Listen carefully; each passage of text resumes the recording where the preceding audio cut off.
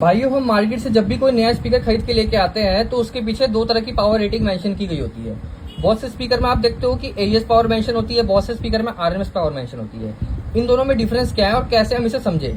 पहले मैं AES power की बात करता हूँ। एईएस की फुल फॉर्म है ऑडियो इंजीनियरिंग सोसाइटी। ये एक तरह की संस्था है जहाँ पर वर्ल्ड के जाने माने साउंड इंजीनियर्स एकजुट होकर साउंड की समस्याओं का हल निकालते हैं। एईएस एक ऐसी टेस्टिंग होती है जिसमें स्पीकर की पूरी जान निकालनी पड़ती है उसकी एक्चुअल कैपेसिटी निकालने के लिए। इसमें देखा जाता है कि हमारा स्पीकर बिना किसी डैमेज के कितनी पावर हैंडल कर सकता है। अब डैमेज दो तरह का होता है, एक तो होता है थर्मल डैमेज, एक तो होता है मैकेनिकल डैमेज। थर्मल डैमेज में क्या होगा, या तो उसकी कॉइल जल जाएगी या तो उसका डैम्पर या फिर पर्दा उखड़ जाएगा। डैम्पर मतलब स्पाइडर।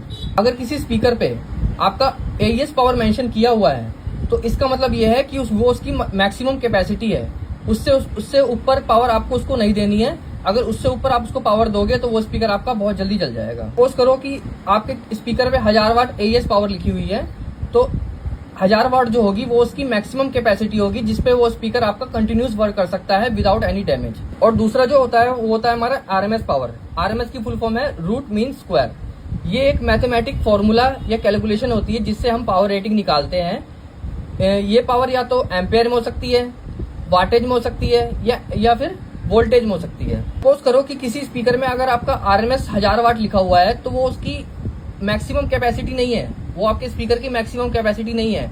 अगर हमारा स्पीकर 1000 वाट आरएमएस है तो हम उसे 1200-1500 वाट तक की पावर दे सकते हैं, वो हमारा स्पीकर जलेगा नहीं।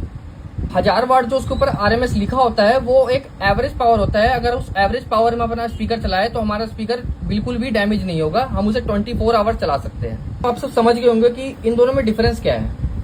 और कोई अगर आपको प्रॉब्लम हो तो आप मुझे व्हाट्सएप या फिर कॉल कर सकते हो कुछ भी इंक्वायरी करने के लिए। मैं आपकी पूरी हेल्प करूंगा।